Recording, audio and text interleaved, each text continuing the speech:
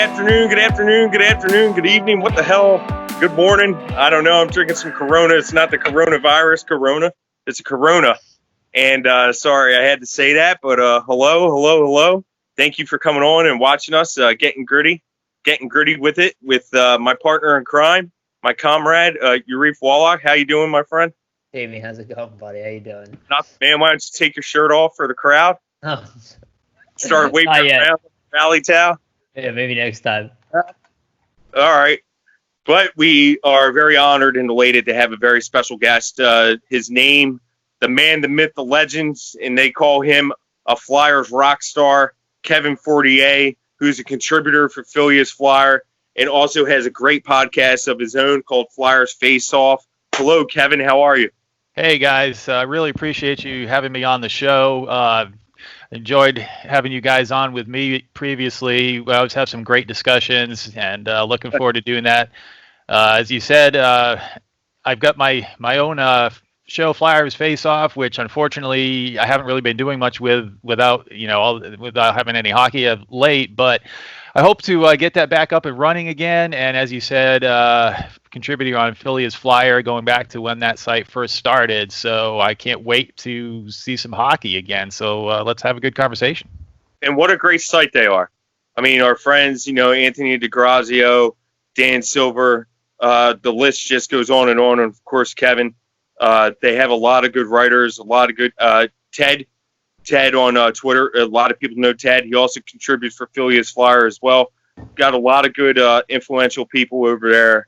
And, Heather Berry, right, still does pictures for you guys. Is that correct? Yep. And so you got a good, photographer or whatnot. So last I checked, anyway. We love you all. You guys are very good friends of ours, and we're just happy to have you on, man. So let's get to it, man. Welcome back. Hello. I'm going to start taking my shirt off and do a rally towel session going on over here. Why? Because the Philadelphia Flyers are back in town. Ivan Provorov skated on his rollerblades. He would have skated up Billy Penn if the police officers wouldn't have ripped him down from the top if he had to, and I don't think they would have caught him, but it is what it is. Phase 2 has begun. The Flyers skate zone is open. Kevin, what did you make on the first day? Obviously, there's no news because the media is not allowed. I was going to say I hadn't really heard anything. Right. But it's great. I do know that Ivan Provorov definitely was more or less a shoe-in to arrive today. Mark Friedman, Simon Morin, Sean Couturier. It's just, honestly, how do you feel? Is it good to have a good sense of hockey back, just knowing that it's open? Yeah, I've been really, really missing hockey and have been extremely excited to, when Bettman was out there and started laying out the groundwork for what the outline was going to look like. So I started getting, a little tingly, getting a little excited, had to take the pants off.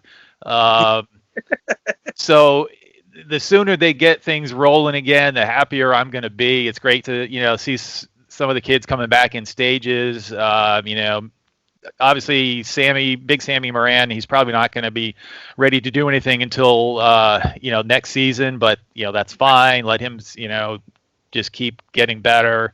Having, back-to-back blown out ACLs is tough, but hey, let's, get phase 1, phase 2. Let's get the guys back on the ice. Let's, they start getting in, shape, starting to run drills and just looking forward to training camp opening up sometime after July 10th?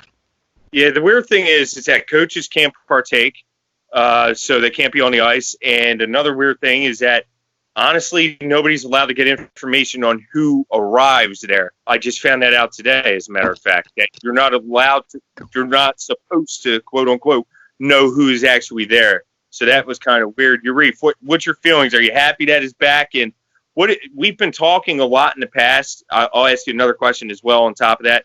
About the mental aspect of the game. What are the thoughts that are going through Simon Moran's head, at this time with his rehabilitation, with skating? Do you think, what's his overall mental aspect, do you think, at this particular time? I can't predict what Sam Moran's thinking, but my attitude, he probably is hungry to get back on the ice. He probably is hungry to push his leg and see how it does.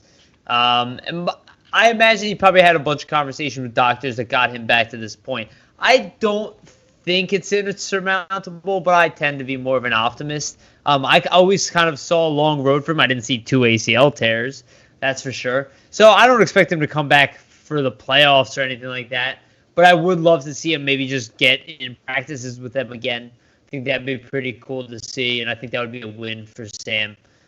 So I think that would be his, in my opinion, that'd be like his thought. Is like, how can I at least get back with the team, like get physical at least a little bit to like a minor level, get skating again, and try to get back up to pace, right? Because he lost a lot of time, and it's development time for somebody that young. So my understanding of Sam Morin, he's very positive, and he's gonna have to be because it is a tough road ahead, like Kevin was saying. So if he's gonna do it, it's gonna be a bigger effort than it would be for maybe the average player. So I would hope that he knows that going into this. I assume that he does, and we'll see. We'll see how it turns out for big Sam Morin. But he's a big kid. They always take longer to develop, so I still want to give him the bigger benefit of the doubt, especially somebody at 6'8". Essentially, he's gonna be like 6'8", 250 pounds by the time he's developed. I mean, he's gonna be a monster. And I would rather bet on him because, again, who's beating him in front of the net? I mean, we don't have anybody. Right. We don't have anybody that can do it. Most teams don't have anybody. Yeah. Like, bring Tom Wilson over. I would love to see Tom Wilson versus a fully grown Sam Morin. Like, I truly mean that. Like, and I don't mean fighting. I mean, just physically. I don't want Sam Morin to have to go out there and punch people in the face, but I want him to physically dominate people. Well, listen, if he has to do it, I want him to do that. If he has to, that's his choice, though. That's not my choice. I don't like asking players to fight, but I understand what you're saying. It's just that attitude, that no nonsense attitude that I really like about him. That's why I want to give him benefit of the doubt, no matter what. Yeah, I'll always remember him for that one game where he was dragging that player around the ice like a rag doll. And it was in like that was two different events. I mean, those were 2 different fights, actually. That was phenomenal. Twice. I mean, listen, he beat the pants off that guy. He knocked his socks off. But that's why I was sort of surprised that Adam Ginning did not get offered an ELC, just because of what you mentioned, the physicality aspect on the back end there. Ginning does have some a tad of offensive skill. He clears the porch with the best of them, more or less like a Simon Morin, but he is a decent skater as well. It's a good point, but just talking to Appleyard, the inconsistent game that Ginning has had over the past few years, and the fact that he's kind of fluctuated, like he was actually playing at a higher level at one point, and then that's why he was taken in the second round, and then kind of dropped off a little bit. I don't think the Flyers are giving up on him at all, but you figure he's at home, he's traveling around in his part of the world. See if he can get comfortable back on his game. Otherwise, maybe you try to bring him over here like at a later date. But I can see the option of why you want to keep him over there at home with his family and whatnot. So yeah, I mean, he's not even playing in the SHL anymore. I mean, his game is. I mean, well, personally, you guys know I've never liked him. I thought that was one of the dumbest picks that they made, especially when there was like 2 or 3 really good puck moving right-handed D, which they desperately needed, which Hextall said that they desperately needed, and that's what his number one desire in that draft was to get a puck moving right-hand D, and he's skipped over instead of taking the guy that I've completely blocked out now, who also dropped down a league when he left college and then went to that Canadian minor league. And then lit it up. Come on, guys, help me out here. The number 19 pick, the second of the first rounders they had. Oh, O'Brien. Yeah. O'Brien. There were 3 or 4 guys that they could have taken, right there. This year. Yep. And then, and then. Don't give up on Jay O'Brien. Yeah, Don't give up on Jay O'Brien. Yeah, but I mean, Ginning is like he basically falls between Haig and Morin, right? I mean, he's a little bigger than Haig, a little smaller than Morin, and he has like 0 offensive ability. Better skater than Haig, though. Better skater than Haig, and that is important. And decent skater, that is important. But he's so far down in the lineup in the system, though. I mean, who's he going to replace? I mean, Morin couldn't even get in the lineup before he was injured. I mean, he's only played 9 NHL games if I remember right. I mean, we all thought he was going to make his debut 2 years ago, and Yeah. But anyway, I mean, I don't want to Just get 'cause hung up in the beginning, but I think it's just because I think it's I more of do- injuries with more. I do understand where you're coming from, but Ghost is going to fall off here. And if he still stays and if he's around past the expansion year, he's only around for one more year after that. And then you have Sanheim, who needs would be an RFA as well, following the year of the or next year, right? At the time of the expansion draft. So there's still, although I don't see Sanheim going anywhere. I don't see Meyer. You are right, Kev. Realistically, when you're looking at the juggernauts, the only one I actually see in there is Cam York, and I can see Jaeger Zamula in there as well, like right off the bat, in my opinion. Eventually. They could have taken, who was it? Ryan Merkley was there at 19, Bodie Wild, Jet Wu. People are really avoiding. I was. Yeah, and then when Jennings was up, they could have had Sean Dursey or Kalen Addison. I mean, come on. Anyway, sorry, I'm ranting. No, you're right. Hey, and you're entitled to your opinion, and your opinion is not no more right than ours. I believe your biggest sore spot, I believe it's Pascal LeBerge and Pascal. Oh, yeah, that's that. See, I completely is that the Brick Hat? that one out. Yeah. Don't get them started already. But here's what you have to remember. Here's what you have to remember. We did get Carter Hart. I'll bring this up over and over again. Where we pass up on guys, other people pass on people. Like New Jersey passed on Provorov. We could have had DeBrincat and Carter Hart, though. That's the problem. Yeah, but it never happens. It never happens. You always fail. Like, what team gets them all right? It's like we have most teams have misses. I was actually watching this is a good one actually. The hockey guy had an episode about the redraft, the 2006 redraft, and there are so many misses in that first round. Like, my God, like guys who just didn't even play in the NHL and like high up. It happens. Yeah, but I mean, come on. DeBrincat, DeBrincat had more points in each of his first 2 years than Connor McDavid did. Yeah. And you take freaking Pascal LeBerge? Yeah, but how many other guys were taken ahead of DeBrincat too? Hey. Not just by the Flyers, Well, Kev, hey, LeBerge is still out there.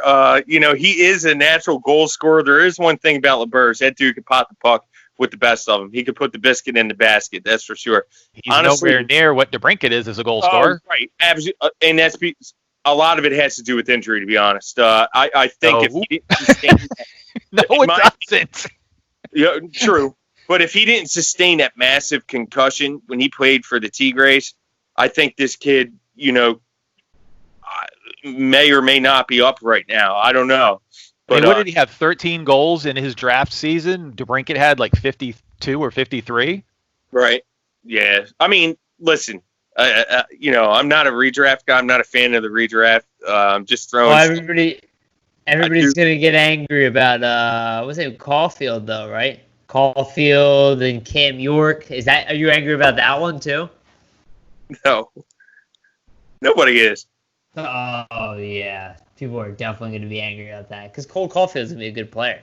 He is going to be a good player, and you know what? The Canadiens deserve that player. To be honest, but I don't know. I'm happy with Cam York. Cam York was honestly looking at it. I think he was in need. When I'm looking at the draft this year, there's more. There's more players with size. I'm looking at a Maverick Bork, who looks phenomenal out there. He's a natural goal scorer, you know what I mean? So I'm happy with Bork. If the Flyers selected Bork. Why? Because the dude could put the puck in the net. 29 goals this past year. In like 51 games played, he averaged almost a goal a game. So, moving on. I think we'll stop it there before Kevin does the mic drop real quick. Well, I think I just got booted off. It is what it is. It happens to me. Happens to the best of us. But listen, Kev, I'm going to start with you because I know this is your favorite topic. What are your thoughts on why a Kalnick signing, but on the younger guys? I'll filter that in. you could talk about Kalnick first, and then you could talk about the younger guy. Wade Allison, the Tanner Lozinskis, Linus Hogberg, Linus Sandin, Wyatt Wiley. What are your... Yeah, well, I mean, the Flyers are really up against the limit of number of contracts that they can have. That may be an issue, although I don't know. I'm not sure what's going to happen. Are they doing anything with free agency as of July 1st, or is that canceled for now? July 1st will be bumped. It's supposed to be pushed, as far as I know, it's supposed to be pushed back until whenever the season. So okay, that's what I was thinking. So phase 3 is supposed to start mid-July, which is training camp, and then they're hoping early to mid-August is when the games will actually play, and then end in September, like middle of September, end of September, and then October, mid-October, somewhere around there, have free agency and then the draft. Okay, that makes sense, but unfortunately that doesn't really help them because there's going to be a handful of guys that they're not going to bring back as far as free agents. And the last time I looked, and it kind of depends on the site you look at, whether they have what's his name there, Strome up or not. Yeah. Okay. They're at like 48 or 49 contracts right now, so that may be something that they're factoring in. We were kind of talking before the call. He's a very good skater. He can probably play either side, etc. There's a bunch of guys they've got on the left in the system, but I don't know. I mean, obviously there really hasn't been much said about it. So I'd hate to see them lose him. But I don't know what's going to end up happening there because I know if we had gone through the regular rotation and free agency had happened and 3 or 4 guys had dropped off, I mean, I don't think there would have been any question that they'd sign him. So I'm not sure. Yeah. Well, they have until June 26th to do such. And Reef, what's your makings of this? Well, my attitude, I think he's still waiting for the NCAA to announce their seasons. Are they going to be playing hockey?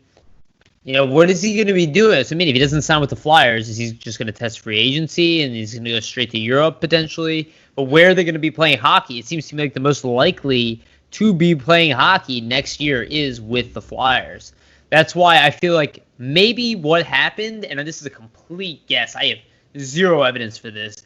Maybe Kalanick was playing hardball, and the Flyers were kind of like, well, you don't really have another choice now, so maybe they just gave him an offer that he doesn't love, and maybe he's holding out till the end. You got, almost 20 days left? 18 I mean, days? there's not a lot of variability in the ELCs, though, is there? I mean... it could be maybe based on bonuses. Term. Right? Okay. Term, bonuses, term. Yeah. Maybe he wants more or less term, depending on if he wants to get a free agent. I just see, why would you want to test free agency if you don't even know what's going on in the marketplace? Like, it's just not, it doesn't make sense, right? So he wouldn't want to do that. He can't play in college. So his only option really is to play with the Flyers or bank that college comes back, does it, and then goes for a free agency next year, which, obviously is possible. It's not like the guy's career is over because he doesn't sign with the Flyers, but it's money today. So maybe he wants 1 year and the Flyers want 2. I don't know, but I would imagine he's about the age that the Flyers would like to get him into pro hockey. We know that for sure because you want to evaluate him. He's about 23, right? 23 years old. So he's just about that age where you're like, okay, he's where Friedman's just 25, I think, just turned 25. Yeah. 24, maybe. Okay, 24 years old. So you got to figure he's right around that age to get tested. So that's what I would want to be. I'd be like, let's do 1 year or 2 years. 7th-round picks don't usually get 2 years. So maybe that's the argument also, He was a very late pick. He was a late bloomer. But I do like his skill set a lot. And I think at the very least, he can be a number 7 guy in the NHL for what I've seen. Realistically, I think he could be a bottom pairing guy who could swing up into the second pairing unit to put up points in the NHL level. And I think that's valuable. Kind of a guy like Mark Friedman as well. Yeah, so he could play, like Kevin was stating, he could play both sides. He could play left or right, and that's the unique thing for the Flyers because, AV likes to typically put natural lefties on the left-hand side, but righties on the right-hand side. However, at times it sort of becomes hard with injuries and whatnot. You never know. If a righty goes down, you're going to have to put a lefty there. So that's where Wyatt Wiley, a guy that, Kev, I know you like Wyatt Wiley a lot, as well as myself, and your Reef does too. Maybe not as much as some may like Kalnook. Maybe some people think that Wyatt Kalnook has a higher ceiling than Wyatt Wiley, but Wiley has proven that he can play both sides and produce offensively and play a solid defensive game with the Everett Silvertips. What's your makings on him, Kev? Well, yeah, I mean, and he can be a natural right-hand defenseman, where the Flyers, after Myers, you've got Friedman, and then it's him, right? I mean, there really isn't anybody else. Jack St. Ivany is going to be down.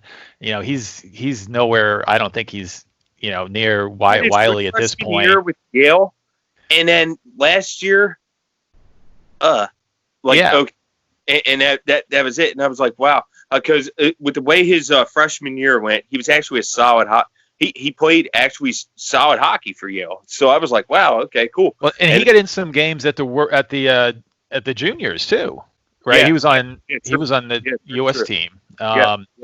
I mean, I'm really looking forward to seeing Wiley with the Phantoms in the fall or whenever the season is. One, they desperately needed some new blood on the back end, and plus, Jamie, you and I were kind of hoping last season he was going to sign and be able, he'd be signed and be able to, because he was age eligible. He could have skipped in there, but I think this is perfect now coming in after playing his full tilt with Everett, and that'll help. And then we've got Hogberg coming over, so you've got a couple of new guys on the back end that'll help shore that up, add some speed, and puck moving on the back end. So I'm looking forward to that. It is also important to remember though that Phil Myers is still very young, and like Sanheim and all these guys, like I'm pretty sure Kalanook and Sanheim are like the same age, right? Or Myers and Kalanook, yeah, they're the same age, right? Pretty much. And they're all kind of young. Like, even a guy like Friedman, would you guys be that surprised if he's played all year in the AHL next year? Like if he's top pairing and let's say like 50 points, it'd be like, oh, why isn't this guy playing in the NHL? But if the Flyers are killing it, you'd be like, okay, I kind of get it, So I feel like it's just kind of throw them all in there and see who wins. That's kind of my attitude, right? It's like if they're all awesome, then we'll worry about it later. Like that's kind of my attitude. I'm with you. It doesn't you usually happen. Defense, you guys know how I feel about this, and you guys know it full well. Defense and goaltending to me win championships, and those are the two most unpredictable positions in the sport of hockey. The Flyers, on the back end, they kept getting these overagers in, having to go after this guy. He's at the tail end of his career, hence, Pronger. And it wasn't with the injury with Pronger. Pronger was he was still like at the edge of his prime. He was still in his prime, but the edge there were a lot worse guys that they brought in and overpaid for. No, I know. I'm just using that as an example. You know what I mean? Where I'm saying that now you're looking at the Flyers and they don't have to do that anymore. They have their own system that is budding here, and they got tons and tons and tons of players that you could just put in wherever. It doesn't matter.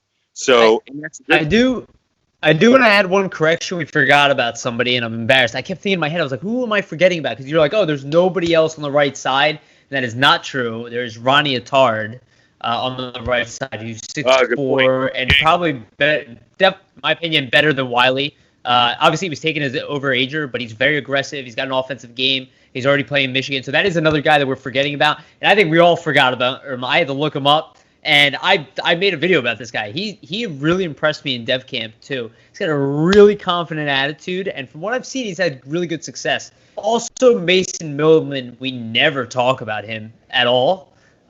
He's not right-handed, to your point, Kevin. So he does not count under this, but also had a really impressive season. He doesn't count. 13 goals, 31 assists. Right, I know. Whatever. Right, but he's a guy who can play the right side. He's a great skater. Those are the guys who can usually play the opposing side. I like Mason. I think he's had a good year. He had a great year with Saginaw. I just like to see a little more of him. I like to see him get bigger. in that aspect. And then, I think that was a good selection by, Chuck Fletcher. I like Mason Millman. I just want to see him get bigger.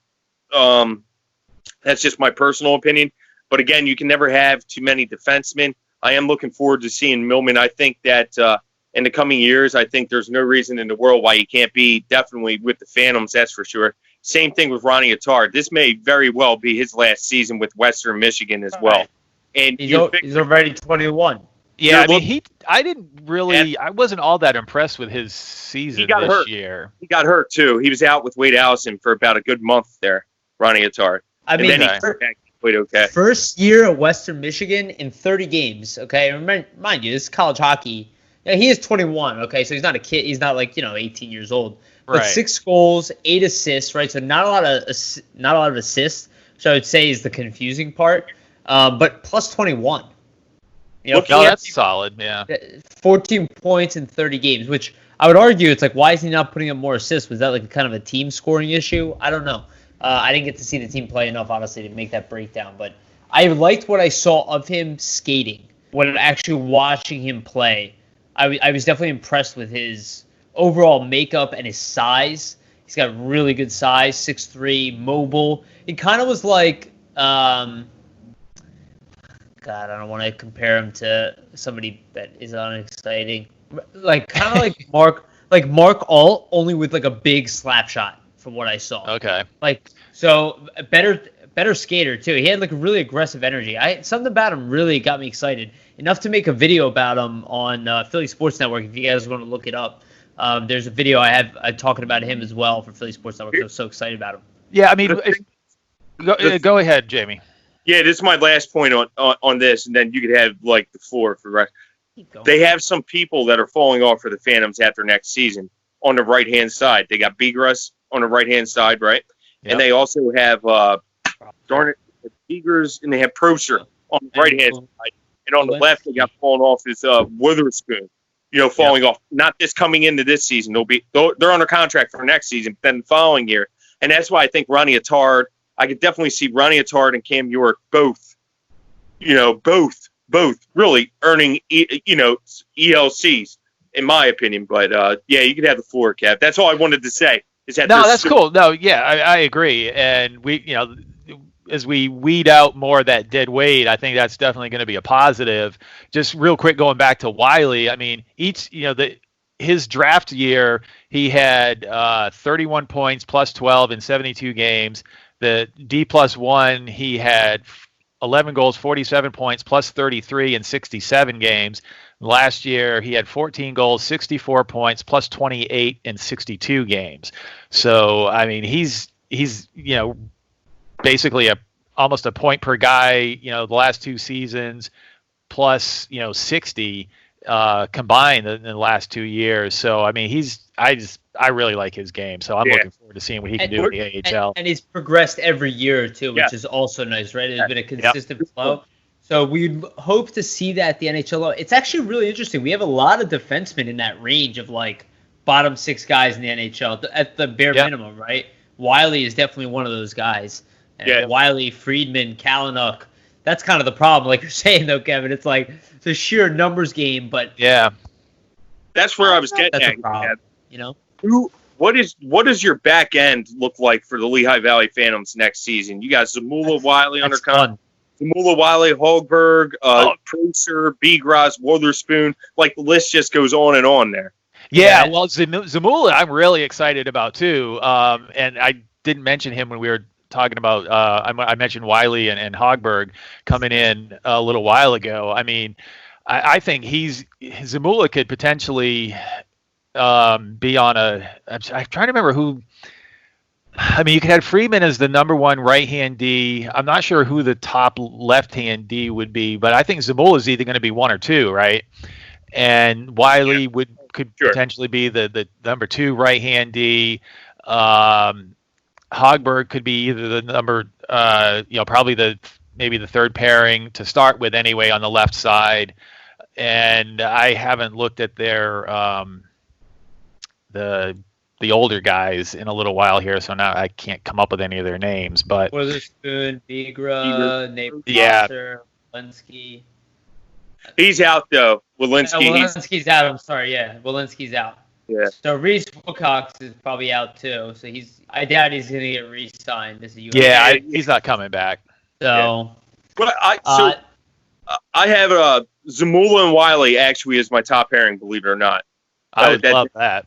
And why? Because I just think that they complement each other very well. They're both very good skaters. And Zamula, if Wiley wants to pinch, which he's known to doing, and Wiley is a smart player, he knows when to pinch. Zamula is good enough and fast enough to hurry back in case crap goes to hell. You know what I mean? And it's interesting that you say this, Jamie. I don't mean to cut you off, but you can actually tell a lot. I have Cap Friendly open here.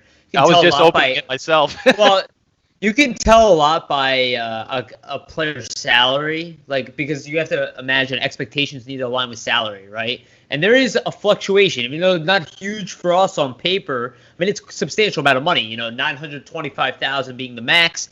Minimum I think is $400K or something like that, at least on paper. So Yeager Zamula getting I don't want to say modest, but pretty good, right around what Mark Friedman got. $763,000. Now, that's because he got signed as an 18-year-old, but Wyatt Wiley and Linus Hoegberg both got signed at $800K plus. That tells me there's a good chance that they probably will play top pairing at the AHL level. Why? Because if you look at the other names who get paid around that salary, what the expectations are. For instance, Wade Allison get the max. Taylor Lashinsky gets the max. Somebody like Linus Sandin, right, who's more of a risk. We don't know if he's going to be as good as Allison or Lashinsky. We know they're already kind of proven college players. He got just under 800. Now, obviously, this is negotiation, but this is why they give players a certain range. So another instance, Morgan Frost, 863. German Rubtsov, 894, right? So you see that 800 to 900 range. Those are the guys who typically play those top roles coming to the AHL. That's why I'm saying is you're most likely right because they're getting paid appropriately for that role as well, right? Because they're paying for a certain expectation, And my second pairing I got is Hoegberg and Kalnick because I do think that Kalnick will come to his senses. I'm 90% confident that Wyatt's going to sign. Can I give you another one? Actually, I just noticed this one. Kirill Ustimenko, 825K. Felix Sandstrom, 792. Notice the difference in price. Felix Sandstrom was lower tiered, right, in the rankings. It's literally aligns with expectations. To us, it's not a ton of money, but per game for them, it actually, for a young kid, it actually is a good amount of money. It's a few $1,000s here and there. So it's stuff that people have, I kind of pay attention to. It's the little differences in what they get paid and how that actually accumulates to ice time.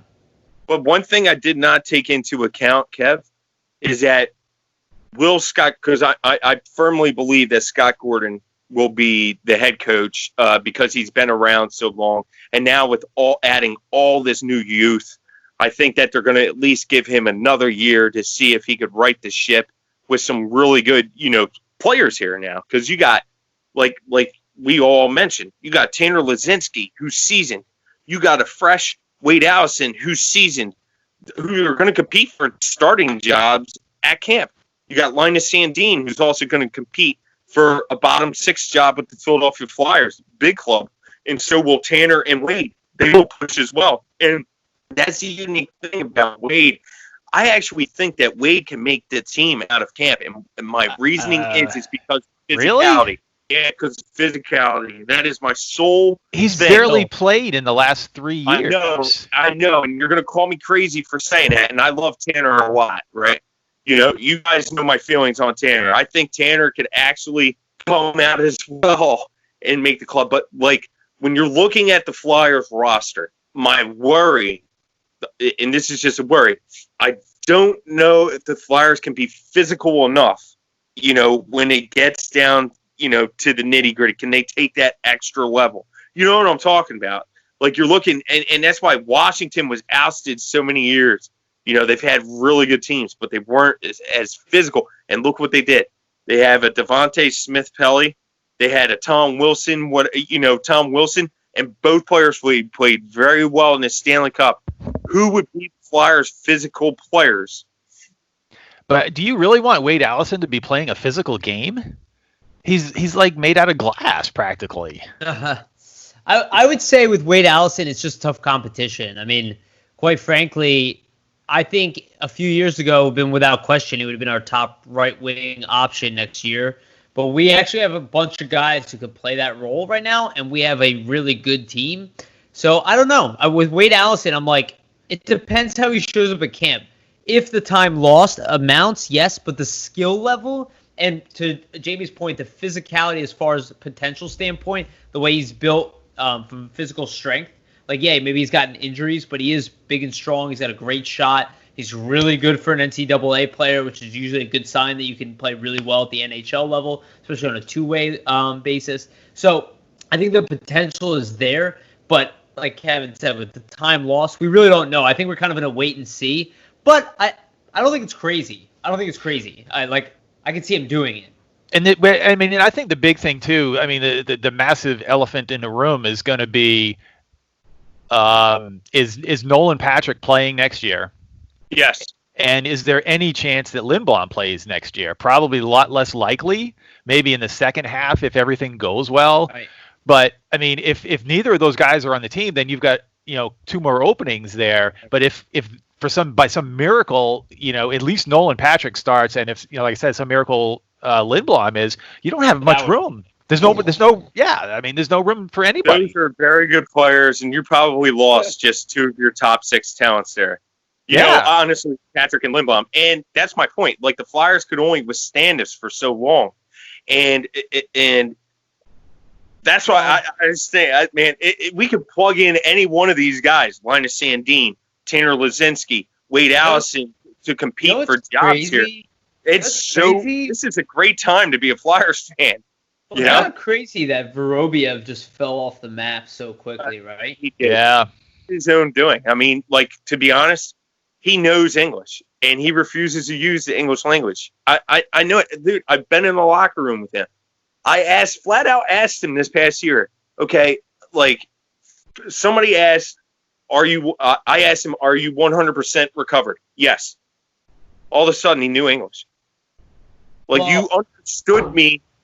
Like, I mean, realistically, he maybe just doesn't feel that comfortable. Yes, and that's it. Full sentences. That's it. Yeah. What you're saying is that hesitation is what holds him back? Is that what you're trying to say? When you're looking at Samuel Ersson. It's confidence. Samuel Ersson talks to you. Felix Sandstrom talks to you. I know Swedish players tend to learn the English language as well. They know English already. But, like these, there's other high-profile players, like, I'm losing. Maxime Sushko, for instance, when he first came out from, Belarus, he knows. But he was playing over and well, Rubtsov too. Rubtsov didn't know a word of English when he was drafted. Right. Yeah. But honestly, he's gotten a little better. Yeah, he's his interpreter, but he's gotten better. Well, in fairness to that, I mean, I saw this when I was in the press box. I saw that there was clearly, I don't know if it was asked of him. I highly doubt it. I think this is more of Joel Farabee's personality. But I definitely noticed that Farabee and Rubtsov were hanging out. I don't know if that happened naturally between the two of them. But that's the type of stuff that these guys really need to do. Yeah. Guys like Vorobiev and Rubtsov, they need to integrate fully. And I'm not saying lose their culture or anything like that. I mean, I'm a foreigner. It's quite far from that. But they need to integrate and become part of the team. And those who don't, and not that I'm saying Vorobiev isn't, but those who don't get comfortable with that, they might not make it here. And we were talking about Yenning a little bit before that. We're saying, why would he stay over there? I'm like, there's an advantage to letting a kid stay over in his home. Like, even we were talking to Ruben Rafkin, right, Jamie? And we're talking to him about why he would stay. And I remember asking that question. It's interesting. I actually didn't even think about it. It was like so practical. The answer is so practical. Lives with his parents, so he's not paying for anything. There's money saved. Free college education that he's getting. He gets a professional work environment, and he's probably getting paid to play hockey. All of that at home. And he also has his lifestyle and his language. It's comfortable, you know what I mean? So it's like there is a benefit to that too. It's just eventually when do you push yourself out of that comfort zone, which is what you wait for these kids to do. But if they don't get out of that comfort zone early, might not make it, right? And we see that with a lot of kids. I think Yakupov is an example of that, right? Just never fully integrated into the U.S. system. All the talent in the world, and just for that's whatever the thing. reason. That's the thing. Misha is very talented, and he has all the talent in the world. But does he want to push himself to the next level? That's always been it. At times, he's very an inconsistent player with the Flyers. Because on his last call-up for the first few games, I was like, I was actually shocked. He actually played well. And he scored a goal. And he potted a goal. And I tweeted, it was against the Buffalo Sabres and Connor Sheary. He scored his first. In that preseason 2 years ago, I thought he was a top 6 forward. I was like, and that's what I'm saying. Excuse me? I was like, is this guy a 60-point player all of a sudden? And then all of a sudden, because he went back to his old ways of just becoming comfortable and saying, okay, he doesn't have to push himself. He's never been pushed. That's the problem with Misha. He has talent. The dude is talent. And I hate giving up on the prospect because that's not me. I would keep him. I honestly, my attitude is. I just don't see if they can because you got. Well, that's up to him. Yeah, I mean, they got a lot of young guys that are going to be coming up too. So, I mean, I think this is probably a good say. We were going to talk about the Flyers lines, but we were just talking about a good subject here. So, I mean, if you look at the roster right now, right, you've got Giroux, Coots, Jake, JVR, Hayes, Konechny, Lawton, Raffle, and I think Aube-Kubel are definitely going to be there next year, right? I think they're going to re-sign Grant. I don't think they're going to re-sign Thompson. Then you've got Farabee, who's right there on the team. He's on the team. He's probably on the team. You got Morgan Frost, who's going to be on the team most likely. Right? And then if you've got Nolan Patrick coming back, there's no room. You don't even have room for everybody as it is without even taking into consideration Taylor thing. That's what I've been saying. Any of these other guys. I mean, Wade Allison, I just don't see that. That's why I have them all going down to the Phantoms. Here's the reality. It never comes out perfect. No, we do the same thing every year. We go, oh, what do we do with all these guys? There's too many. And then by the end of the year, we're like, hey, we need more. Something always happens. We're like, two of them are out at the same time, and then one of them is not as good as we thought he was going to be, and there's just always something, There's always something, or somebody really good goes down, and we're like, oh man, now we got to throw 2 kids at the problem rather than 1 veteran. And I don't know. I feel like no matter what, it's like as long as we have too many, I'm good. You know what I mean? Like that's cool. Too many goalies, too many defensemen, too many. Great. You know what I mean? Great. It's a great problem to have. It makes it tough with some of these free agents that are there, but we don't know what's going to happen yet, right? Because you don't know if Patrick is coming back. Lindblom probably won't be, but Patrick will be back, Kev. Just start saying that. Okay, that's fine. That will be back. So then you can't. Can you really re-sign Pitlick then? Can you you can't re-sign Thompson, right? I don't think Pitlick was ever going to be signed to begin with. Unfortunately, I think the reason he was traded for was because of the 1-year contract. They knew what he was going to be. They knew he was about as good as Hartman. They're right. Him and Hartman are really not that different in talent. They got the same thing at a cheaper cost on a low-term contract, and they knew he was gone at the end anyway. And I think Aube-Kubel is just as good as Pitlick anyway, and he's younger. And he might be better by the end cheaper. of it. Here's the thing. Pitlick deserves a raise, too. The only way that Pitlick comes back is if Pitlick doesn't make more than Derek Grant. And because Derek Grant makes $700,000 or $750 right now, right? He's going to get a raise. I agree with that. He potted. But how much? He potted 15 goals. That's good for liner. Teams are looking for third and fourth line help. You know what I mean? I say more or less he could probably make closer to 2, maybe 2.5, depending. I think it's going to be between 2 and 2.5.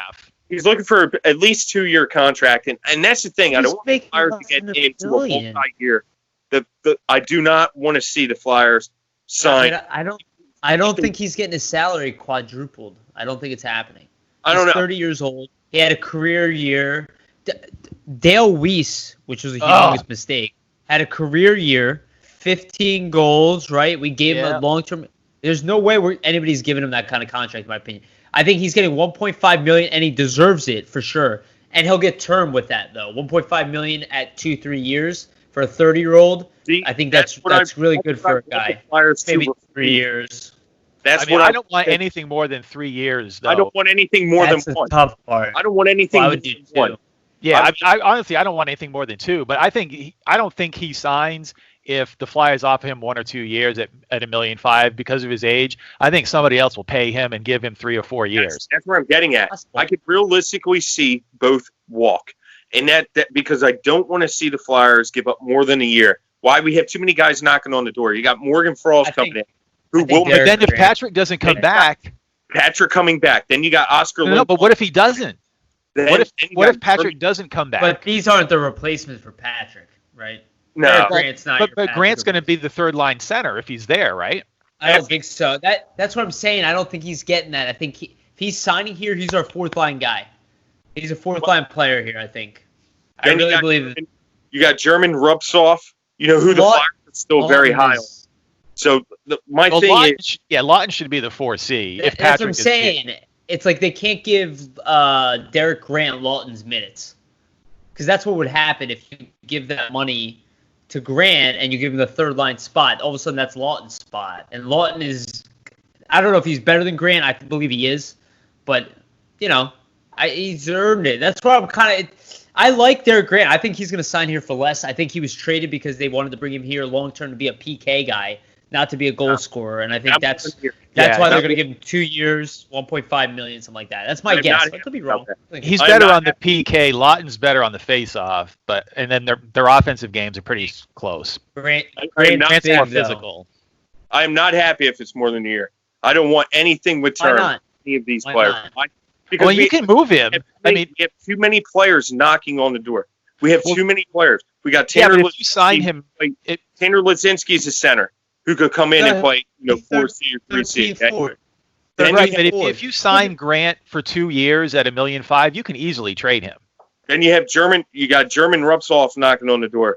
Then the list just goes on and on. You got Linus Sandin. You got Wade Allison knocking on the door. You got all these players knocking on the door. I don't want to see the Flyers get handcuffed with term anymore at all. Because if Derek Grant doesn't produce, then he's immovable, and the Flyers are stuck with his contract. At $1.5 million, he's definitely movable. I disagree. Because you can always, because he's a fourth line player. That's what I'm saying. You sign him for 2. I personally believe that he's worth 2 to 2.5 per.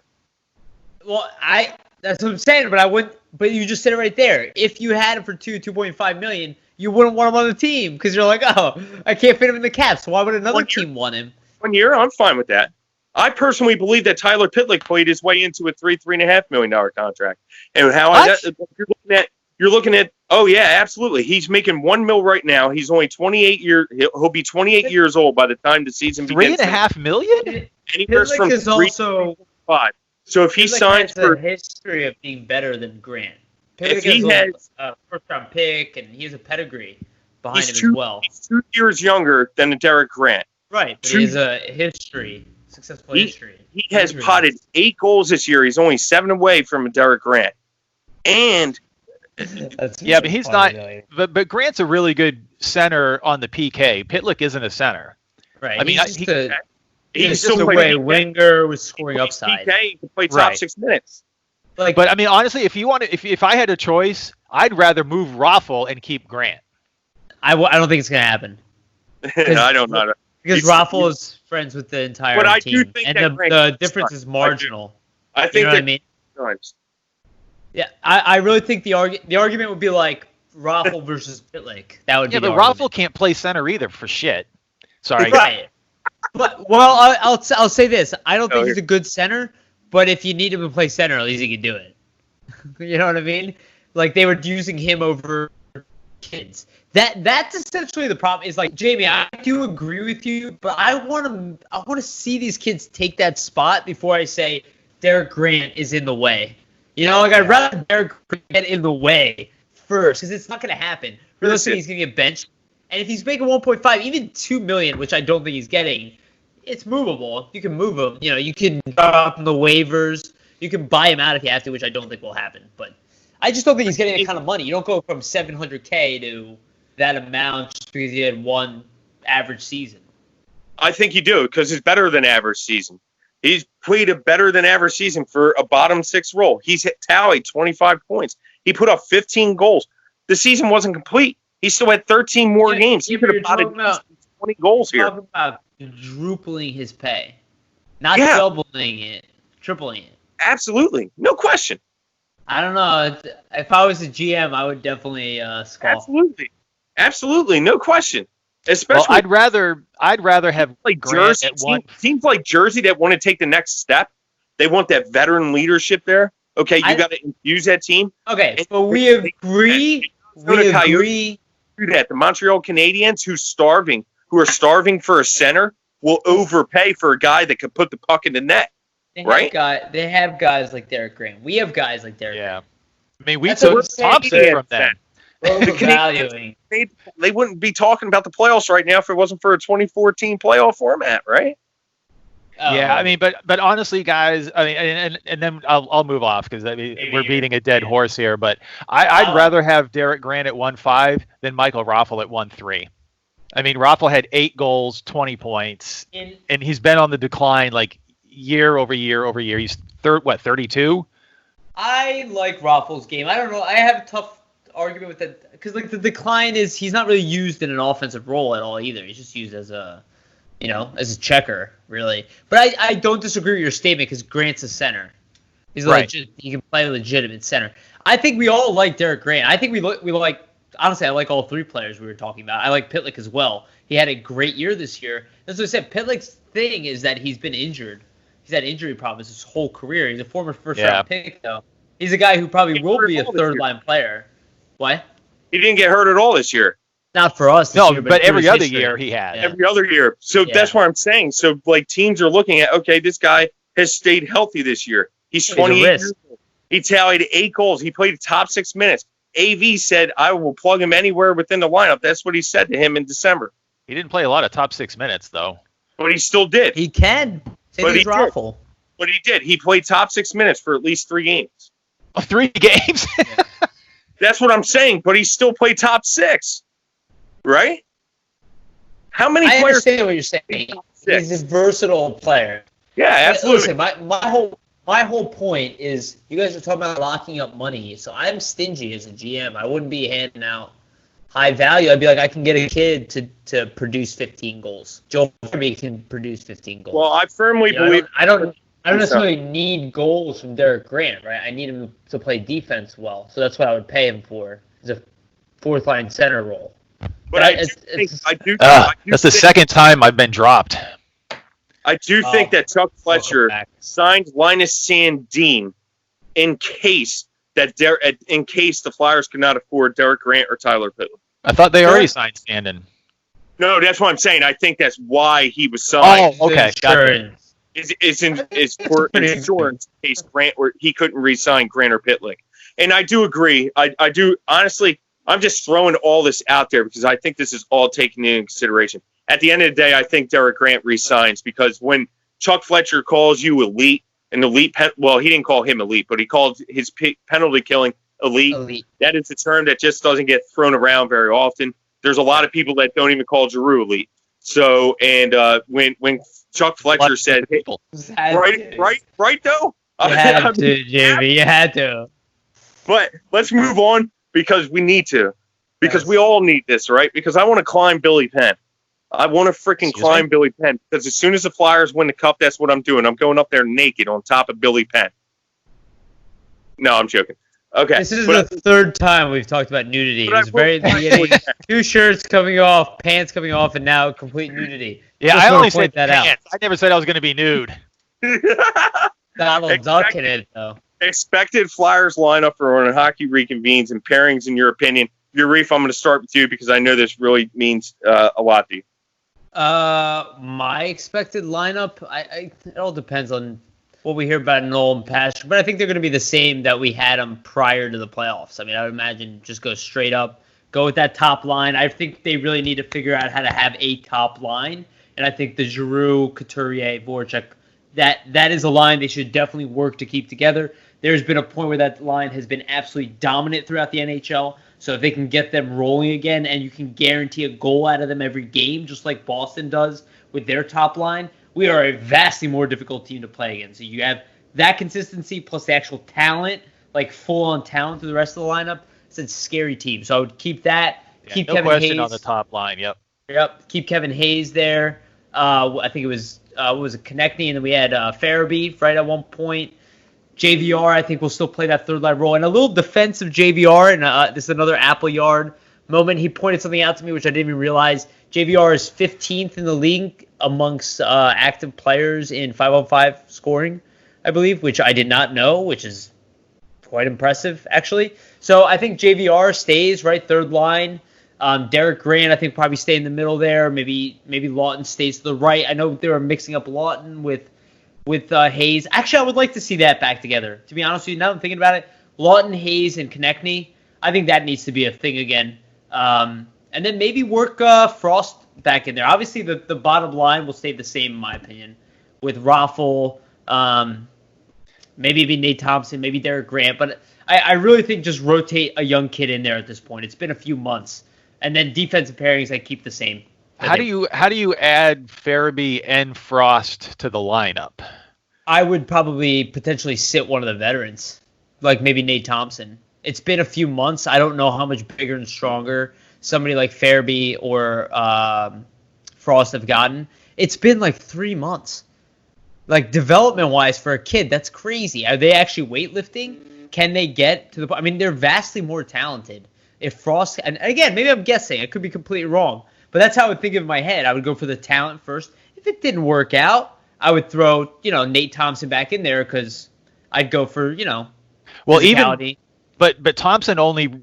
Farabee would replace Thompson. Then who do you bump for Frost? Could be Albe Kubel. No. I wouldn't jump to it, but I would consider it. Could be Raffle if you thought that was a need. I'm sure you're more interested in that one. Yeah, I would definitely. I mean, exactly. Obi Kubel has 7 he points. Looks very good. Obi Kubel has 7 points in the last 10, and he's got a point in 7 games, and I think he was +6. But it's been 3 months, so that's why I say, look, I agree with you, and that's why I said my first instinct, go with what was working, just stick with that. Like, go right back into that mode. Don't mess with it. Keep the other guys' black aces. Start maybe working them into practice. But assume that what you had was the best, especially because now everybody's healthy. But at the same time, like, what happens if Frost shows up and he's the best player? And you're like, well, maybe I slide him up to the second line even, Maybe he plays with Hayes and Konechny, and they just throw him on the left wing for the playoffs just because he looks so damn good. I don't know. Or Farabee sits up there. I don't know. But these are questions. I agree with you, though. Albe Kubel, in my mind, should be a flyer from kind of here on out. He's the best fourth-line young player we've had in a while. That has the physicality, the tenacity, the anger. He is what we wish Zach Ronaldo was, where Zach Ronaldo was a little wrecking ball, but he didn't have any of the game beyond it, the passing or the shoot. Albe has all of that, so I definitely agree with you. Like, I would like to keep him. He's like a little wrecking ball. He's super thick. His legs are like really wide. Oh my God, they're insane. Yeah, and I think people don't really know that about him. And I know even prior to the Phantoms, that kid always got suspended. Like, he was getting suspended and headshots. That has been his game from day one. The Flyers knew it. He is going to piss people off. In the same way, like Nick Cousins is that guy too. Yeah, But he didn't do any of that this year, though, which was good. I mean, he played on the edge, but he didn't go over the edge. I think that's AV. Yeah, without question. Yeah. But he was like you said, the tenacity. I mean, he hustled his ass off every second he was on the ice, and then when it was his time to end a shift, he skated like wildfire to get to the bench. You never saw him saunter over to the bench. Just kind of float over there. Well, he really had to, right? Because this was honestly one of his final shots at proving himself, right? So, if NAK, if NAK, the Flyers were hesitant on even calling him up in the first place for good reason, because there were other people to call up, and then they came to a point we have nobody. Remember this? They had nobody else to call up because they were so depleted on who to call up, and how many rumors came flying. Oh, we need to get rid of the system. We need better players in the Flyers farm system because they were overextended. Because we had a lot of bottom sixers. We didn't have enough top six. Hold on one sec. But so this was honestly like NAK's last shot. This was honestly, in my opinion, his first shot. Why? Because I was going to say, when did he ever have a shot? He had a shot with Dave Hacksaw because he played in 5 or 6 games under 4 Dave minutes Hacksaw. a night. Right. He had 9 That's games. where I was getting at. You just took the words out of my mouth. You cannot have a chance to prove yourself if you're not getting close to at least 8 minutes per night as a person like NAK. You can't just expect to. That's what I mean. Hacksaw was scared to lose. He did this with a lot of players, though. He even did this with Oscar Lindblom. Yeah, he sat Lindblom, and I couldn't believe it. You know what I mean? So best defensive winger we had on the team, and he sat it. He did this with Travis Sanheim. Travis Sanheim should have been playing 17 to 20 minutes a night, and here he's only playing a lick over 12. You know, the entire month of December, he buried Lindblom on the fourth line, and he was playing Weiss on the second line. Remember that? Yeah, we were all like, "What is happening?" It's because he was scared to lose. The final game, he played Yuri Laterra over Oscar Lindblom. Yep. He was benched in his final game. Yuri Laterra didn't even play in the NHL after that. But honestly, and I think that's where, you know, Chuck Fletcher was like, Chuck Fletcher at the end of last year said, when he called up, who did he call up? Phil Verone. When he called up Phil Verone, and he said, I'm going to call up anybody that's, you know, deserving of a, you know, and the best players. Shocked. He was shocked he even got a call up, you know, but like that's where I was like, okay, maybe NAK could get a shot. And coming into training camp, I thought he had his best training camp. He did. He never should have been sent down. That's what I was saying. And you can see he got disheartened. His numbers weren't very good in the AHL. And then he pissed him off. It pissed him off. They kept freaking Chris Stewart over him. Oh my God. So I wanted to say. Now it's up to you guys. You guys could have the floor from here. I think they wanted no, you're fine. Yeah, I think they wanted the tenacity that Chris Stewart has, but the game is just not there. You know, the personality for Chris Stewart is there. For the locker room support, the intangibles. I was talking about this mascot. Well, I for the first time understand. See, there's actually something about intangibles that a lot of us really don't understand, and I actually am starting to understand it, in my opinion, for the first time in my life. And it is something that a young player a lot of times cannot bring. And it is intangibles, and I never really understood it. And again, this might sound a little cheesy, but I think intangibles actually means the ability to be a great teammate, to love your teammate, and as simple as that. And by love, I mean like care for each other. And when you're a kid, you're kind of worried about yourself and your career and how you're going to make it there. You don't have the time to pay attention to those around you. And I think that is the thing that we never see. You know, that's the difference between Aubé Kubel and Chris Stewart. Yeah, but then keep him as a 13th or 14th forward, but he doesn't freaking play. And that's why he was gone. That's why he was gone by the end of the year. What are your lines? Me? Yeah. Well, I agree. I had Giroux, Coots, and Voracek. The second line, I went back and forth on the left wing a lot. I ended up having JVR, Hayes, and Konechny, but I'm fine if we had Lawton up there or Farabee is up there. The third line, I think, is where they kind of left things off. Lawton, Grant, and Pitlick, and then I had Raffle, Thompson, and Knack. But I mean, if you want to bring Farabee in, bump Thompson, I mean that's fine. I don't have an issue with that at all. The D pairs, I'd keep them the same: Provy, Niskanen, Sanheim, Myers, Haig, Braun, and Ghost as the 7th D. That's not bad, and that's not bad. And this is good talk. This is great, and this is a great thing for Urif and you as well. And me as well. This is great. When you're talking about leaving off players that have been producing, because each player on the Flyers roster produced, right? And there's a good question here, though. Lost, right? These are great questions to have. Who can you bump? Any team would love to have this. Well, here's the thing, though, and you brought up a good point there, right? Because Ghost had the last game. You know, I will say that, and I didn't think about this when you initially said, I do think Ghost will end up taking that starting spot from Haig. I wouldn't be shocked if Haig starts off again. What worked, right? It worked. Why would you punish Haig, right? But I do see them valuing the ability to get Ghost back on his game, and the potential for that is a lot higher than getting Haig on his game. And I think they're going to try to do that initially, especially prior to the playoffs. Yeah, that's a good point, and I think it also depends on there were some people that were yelling at me on Twitter earlier. I like that. But I think the who they end up playing is going to be a factor in this, right? Because if they're playing up against a big physical team, you may keep Thompson in the lineup. And if they're playing a more physical team, maybe you keep Haig in there over Ghost.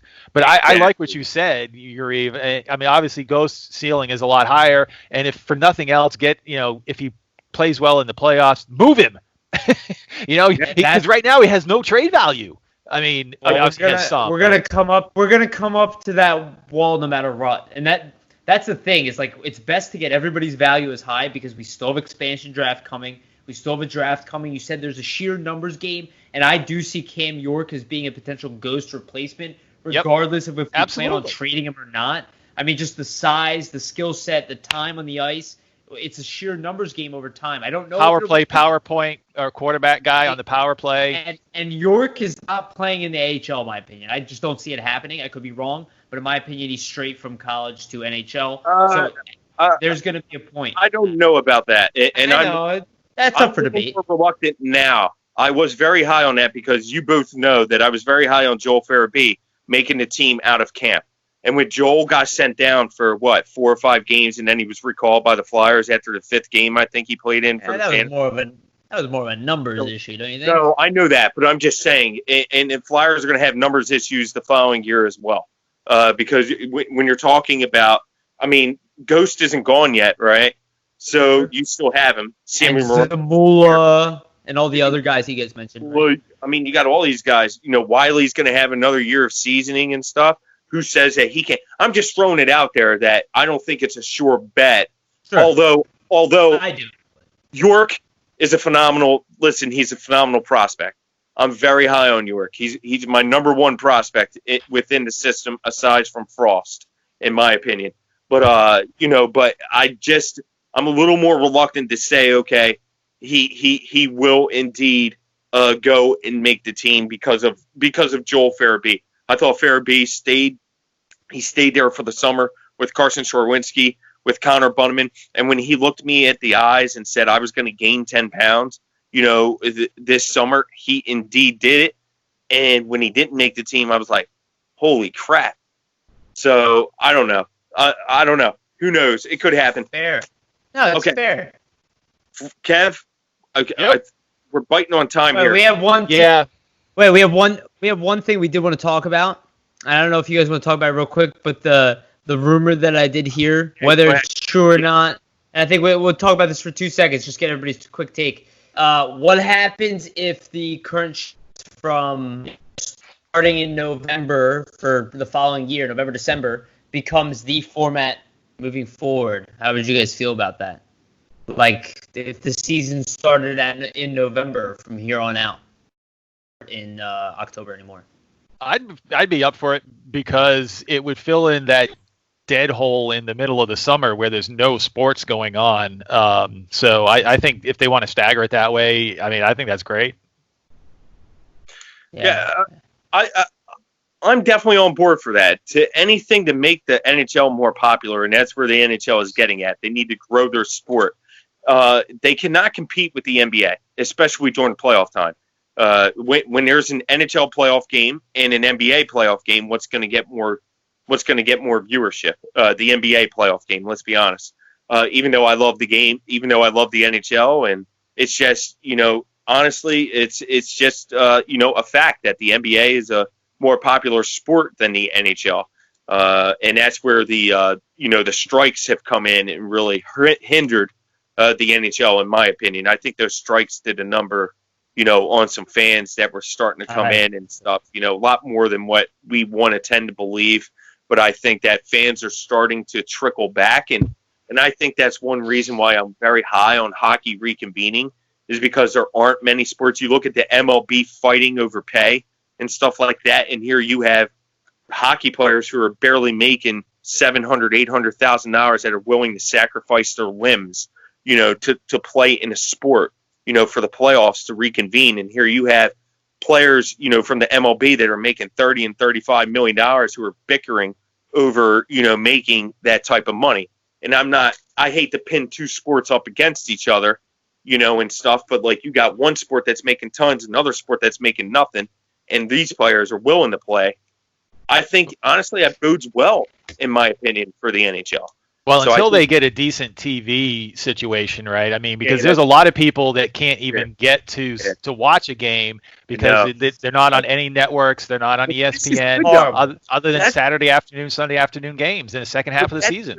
but that's where this could come to Right. play in. Yeah, exactly. More streaming, Yep. you know, and to get that down. And I think it helps the AHL to stream, you know, because the AHL may only come back for 50% of their stadium. We don't know what they're going to come back. So Yeah. I And just I think also thought about this. I mean, what happens if the other leagues stay on their schedule, right? And then all of a sudden you have their seasons ending, and then you have the hockey season for the Flyers continuing. You get some of these prospects, maybe they actually get to play in the AHL and the NHL kind of at the end of their year. That would be a whole new dynamic with prospects where they get maybe a little bit of pro experience at the end of their each season. So that would be cool as well, and exciting for us to see new talent where we really only get to see them for a few games, Right. or maybe if your team makes the playoffs, maybe they'll actually get to play a little bit. So that'd be cool. last topic. Kev, I'm going to start with you. The Cup. Do you think the Flyers have a legit shot at the Cup? And do you think they have a chance at hoisting it with some Corona? If you say no, we hang up on you. So Well, I don't know about Corona, but I mean, you've got to say they have a shot, right? Because I mean, other than Boston, I think they had the second best winning percentage in the second half of the season. You know, going up to when it ended, right? I mean, they moved way up in you know the standings, and you know they were right there, like 1 or 2 points behind the Caps. So yeah, I mean they definitely if they pick up where they left off the way they were playing, absolutely. That's awesome. That's good. Reef, you? Yeah, I mean, I said this on the other day on the podcast. I truly believe that if the Flyers play the way they were playing, they're capable of beating any team in the National Hockey League in 7 games. They're healthy, forget about it. I mean, they have enough to compete with any team, including Tampa Bay, and I stand by that statement. I don't want to say that they have as many elite players. A lot of ours are not at the same development path quite yet. But in my opinion, we have the same level of talent, same level of depth throughout the organization. This is the beginning of a team that probably will be highly competitive for the next 5-6 years, potentially 10 years, hopefully longer. So yeah, that's what I see here. And I as long as we keep the good coaching going, which I think is a big part of this, I don't see a reason the Flyers can't at least compete for a Stanley Cup this year and continue to go after it. And with all the extra names that we were talking about, there's a room here to make a big deal, a big splash at some point too. Maybe bring an elite player in here to kind of bring it on home if that's what this comes to. But why not go with depth first, try your first one, see if you have to make a bigger deal down the line. Yeah, I think it's there. The only thing that scares me is the Boston Bruins. That is the team out of the East that scares me, and it's only for physicality purposes. Are the Flyers physical enough to go up a pound for pound with the Boston Bruins in a 7-game series? I think if they were to play each other, I think it does go to 7.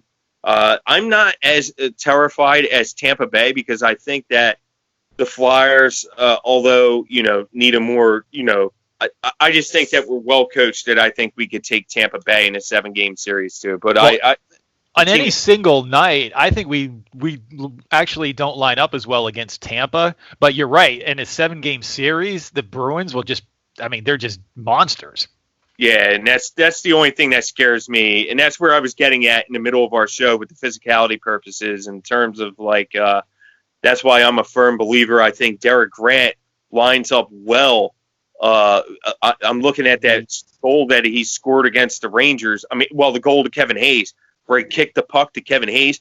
He had a guy manhandling him. I saw it today because I tweeted the goal out. Yeah, I saw it on the back of him, and he still managed to kick the puck over to Hayes. And that's the type of physicality that the Flyers would need against the Boston Bruins, but they would need that for 7 games, not just 1 game. Right. Well, and who got that puck to Grant? Hayes. Yeah, good point. Oh, yeah. Well, that line, honestly, the way they were playing at the end of the year, I'm making jokes here, but The way they were playing at the end of the year, that was some of the best hockey I've seen the Flyers play. I don't want to say ever, because that's kind of ridiculous, but definitely in the modern times. Like, since I've seen them good enough to go to a cup, or at least be a cup contender. I mean, we had the primo years. We had some good coaching years. We had some talented teams. This has been a while since I've seen a full engine. And we saw with that cup team, and I remember, I think we were actually playing Montreal at the time. And this was big when I was on HF boards and Twitter and everything. This was years ago. I remember watching, and we had them pinned down in their zone regular season all game long. And it was one line after the next. Carter, Richards, Giroux, didn't matter. Every single line would dominate at any point in that game. And I remember reading the responses from Montreal and being like, oh my God, this team is on another level. Like, how are we supposed to compete with this? This is the first time I've seen the Flyers be able to do that, where no matter what pairing you threw out against us, we could come right back at you. It was our fourth line would be annoying to you on a line. We'll score on you. Albay Kubel could be our best player one night. You might not be ready for it. Yeah. Well, I mean, and that's what I've been screaming about for God knows how many years now, that they just basically every year, year after year after year, they threw away their fourth line. There was no point in even playing them. They were absolutely freaking useless. That fourth line, we had Blair Betts, Darryl Powell, and LaPierre, that cup year. Those guys are freaking phenomenal, right? As a fourth line, you've got to be able to roll four lines. And I was saying Blair Betts was awesome. It was like I did like Belmar a lot. Pierre-Edouard Belmar, I always liked him, but I didn't think they had the talent around him. I know. He was streaky with the Flyers. He turned his game around, I think, after he left us. But it's not that I didn't dislike him. It was just he's not as noticeable as this fourth line as constructed right now, in my opinion. This is probably the best fourth line that to the Blair Betts, Darryl Powell, line in my opinion. Anyway, I'm just this team is so deep, and we're talking about possibly Nolan Patrick returning. If Nolan Patrick returns, I'm telling you right now, the Flyers will win the cup. If Nolan Patrick plays, I'm freaking telling you, I will be climbing up in the 10. If they were completely healthy all year round, I think we would have been at the top of the league the entire year. Yeah, and just I mean, everybody knows I had no use for Belmar either. And somebody posted this one time, and I kept going back to it. The 3 years that he was with the Flyers, he was like the third worst 5-on-5 point getter in the entire league over that 3-year period. But do you remember how he was used by Hackstall? It was literally every time we were pinched in our zone, send Belmar, Van de Velde I liked physically. Another guy who never played in the NHL again. Just like Taylor. But that's my point. But that's my point. Look, Hackstall's coaching in combination with not giving Belmar the right resource, because he's not an elite guy. He was a good fourth line player. That's all he was. That's what he was with Vegas. Right? When you put him in a position to succeed, he turned it on. That's where I was like, well, Belmar, I think we actually let him down, to be honest with you. And I think the same thing goes with Robert Haig. If you look at Robert Haig's analytics, they stink, but I don't care. I like what he's shown me. I think in the burst, when he plays in the right role, he's good. Yeah. When you overplay Robert Haig, he gets in trouble. Same thing with Gudas. That's why Gudas was like the best defenseman. It's like, no, he was just playing his role. He was playing his ideal role. And when he doesn't play his ideal role, he gets caught. That's why I love Provorov. Because you can throw him. You can overuse him every game, and he just not even a word. He'll take it. He doesn't care. You can throw it. He'll just keeps wanting the puck and keeps. We're so lucky to have him. Honestly, I can't even. Yeah. If they had Patty and Lindblom this year all season, I mean, I think Our losing streak happened because of Lindblom's news. We wouldn't even have a losing streak. That's true. We would have just continued to get better and better the whole year round. I do believe that they would have went 3-2 on that road trip if Lindblom was healthy. I'm not saying that they would have played one more.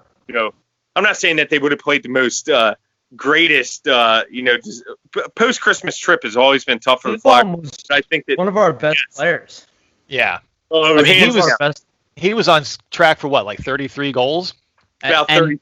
Yeah. But it's not just that. The actual on ice play in between the points, like the winning the battles along the boards, being in the right place at the wrong. He was like, you put him with Sean Couturier, which they did. That's like one of the best shutdown lines in the league. Oh, without question. And that's what I mean. That's a so huge underrated loss. as a two-way player. Right. He's always been underrated as a two-way player, though. If you think about it, right? Because he was a great penalty killer for the Lehigh Valley Phantoms. And when he came to the Flyers, I was like, cool, he could play the PK. And here he is sitting on the bench. He's sitting on the bench with Dave Haxel, and he's chewing on his nails. I'm like, what the hell is he doing on the bench? You have a guy. You got to have Laterra and Weiss out there on the PK. Right. And I'm like, what the heck is going on here? Am I watching the same game or something? I was like, damn, our PK is going to be good. All of a sudden, here he's sitting on the bench, and then he gets benched for Yuri Laterra. Oh, my God, that pissed me off.